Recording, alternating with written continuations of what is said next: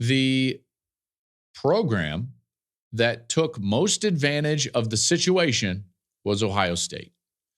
And what was Alabama's loss, in particular with Caleb Downs, which is now kind of the biggest transfer in the college football landscape, was Ohio State's gain as Downs goes to Ohio State. Now, early in this process, it was projected 100% that he was going to go to Georgia. So this is a major win for Ohio State to get a player the caliber of Caleb Downs to come to Columbus. And this was on the heels, by the way, of a lot of guys on that defense specifically that decided to forego their NFL draft proposition and return, stay in Columbus, and play another year. A bit of their own version of unfinished business. And now you add what I think is one of the best defensive players in the country. I thought he was the Tide's best defensive player. He was one of the best safeties, clearly, in America.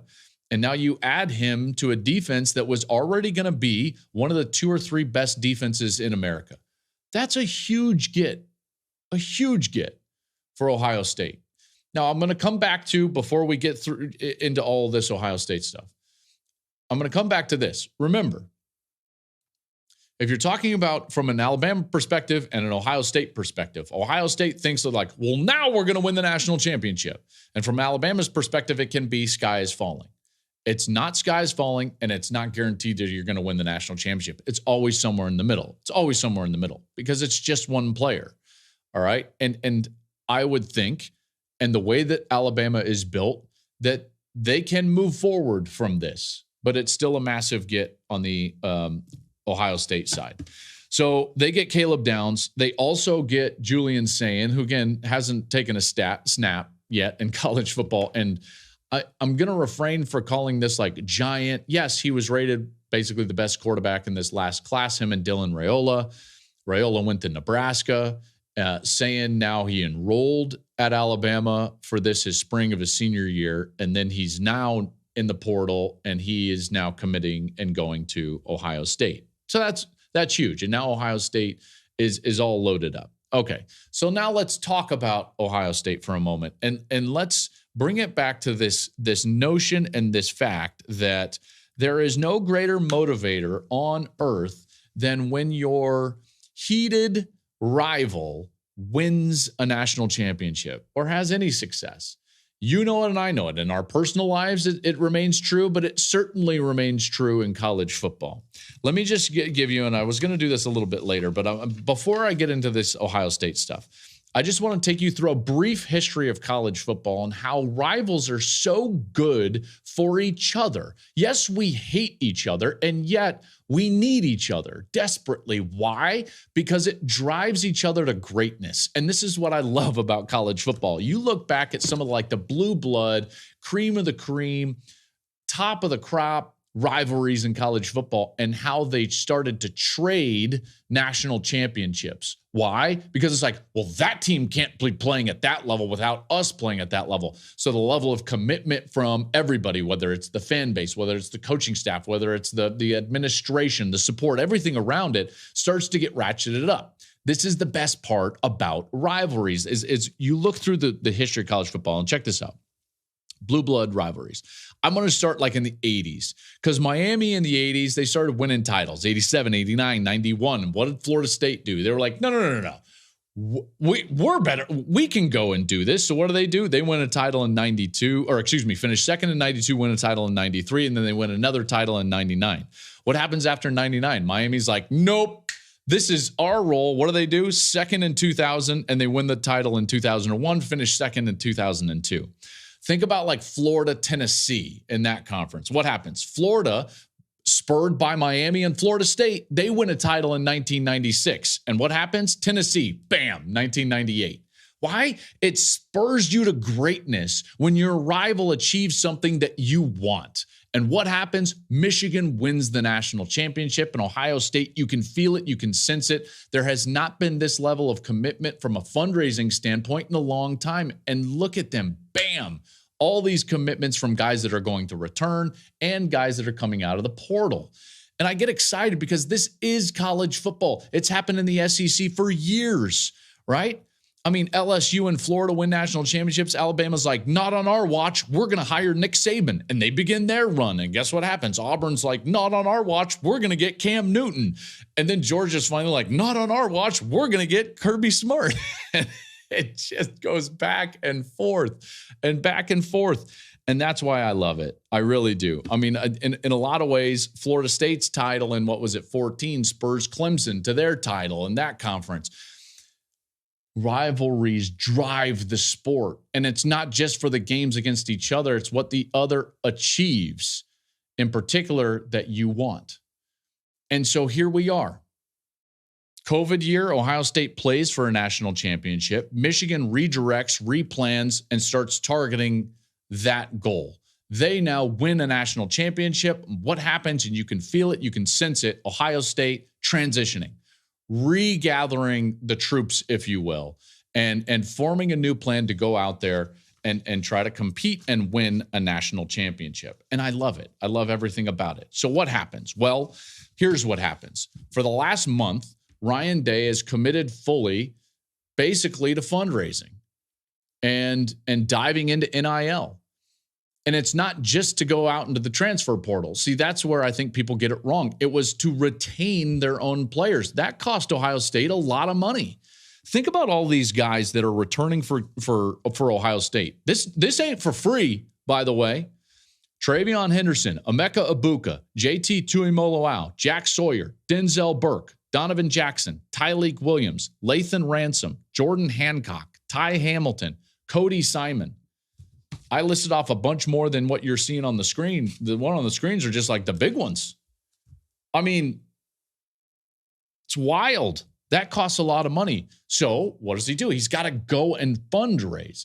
And think about this too. Like there was a bit of a moment of necessity for Ryan Day to do this. Why? They're in a transition for president at Ohio State. They were in a transition at athletic director. So Gene Smith stepping away, and before Ross Bjork gets hired from Texas A&M, it's like, well, who's going to do this?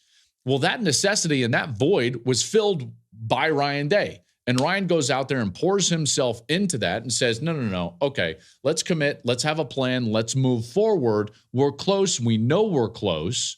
So let's have a plan and let's move forward in order to achieve the objective. Let's not panic. Let's not freak out. Let's go achieve the objective. Because from his mind, right, think about this. If you're Ryan Day, I'm not talking about a fan. Okay, a fan, again, sky's falling, we're going to win the national championship. All the time, and it's always in between. Is Ryan Day disappointed? Absolutely. There's no doubt. And guess what? He's doing and has done over the last month what I think really good coaches do. Reevaluate. Form a plan. So he sits there and he starts to formulate a plan. Well, what do I need to do? Well, I need to get more resourced. Okay. So he goes and he gets more resourced. And in his mind, he's thinking to himself, we were not that far off from basically winning a national championship in each of the last 2 years. I don't think that that's a crazy proposition. Now, maybe this year it was a little bit more far off than the year before. But listen, I think all of us would acknowledge that 2 years ago, playing Georgia, in Georgia's backyard, by the way, in Atlanta in the Peach Bowl, they're a field goal away from beating Georgia, and they would have won the national championship. So to him, he's a missed field goal away from a national championship. Now this year, he's got the eventual national champion in their building, and they're driving to score to win the game, and they throw an interception. Now, I'm not saying that that's like, but in his mind, it's like, hey, guys, we're right there. So let's commit, let's refocus, let's have a plan, and let's move forward to execute that plan. Because the only thing that doesn't work at that moment is to freak out. You cannot throw everything out. You cannot make wholesale changes at that point. There was a sector of the fan base that has said, like, well, if he loses to Michigan, they've got to change direction. So we got to get rid of Ryan Day. Are you aware of what's going on right now in college football when you try to make a coaching change? Whether it's retirement or firing or just moving for another job, it's chaotic. You cannot change coaches in modern college football, and I'm talking about modern college football, new age college football, without essentially all hell breaking loose on your roster. Because of the agency that these players have and the autonomy that they have to move, there are no guarantees that anything is going to work out.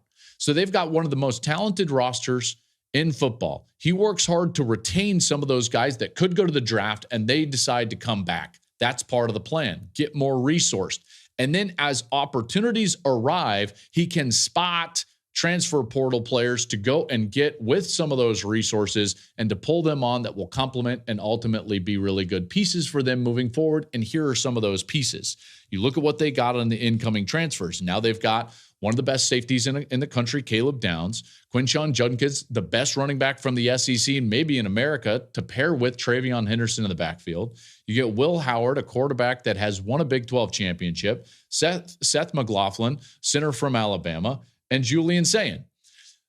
Those are just some of the pieces, right? So you get that with the guys that are coming back, and now all of a sudden you are building something at Ohio State that can ultimately reach the goal of potentially winning a national championship. I think that that's fascinating. I think it's incredibly fascinating. One last thing before we get to the big move on the coaching staff is look at the quarterback room now at Ohio State. It's really wild. You look at the quarterback room, so they get Will Howard. Devin Brown didn't go anywhere, so he's still there. He started the bowl game. Lincoln Kienholz is still there. He's the one that came in relief of Brown in the bowl game. Didn't go great, but I know that they still really like and believe in Lincoln. I wouldn't be shocked if he's a backup this next year. I really wouldn't. And then you got the two young kids that are coming in as true freshmen, Aaron Nolan and Julian Sayin, and they can slug it out. And here's the beauty about those two guys. They can go and slug it out, learn this offense, and play and develop under Ryan Day. And whoever loses the competition can go somewhere else. That's modern college football. So everyone's like, well, why would he do that? Well, it's like because it's not the end all. It doesn't ruin your career if you get beat out and you lose one quarterback battle. You can just move on. And so that's what they've got in the quarterback room. Thank you for watching the Joel Klatt Show YouTube channel. And if you liked this clip, make sure to like it and subscribe to the channel. And you can stay up to date on all of my college football coverage.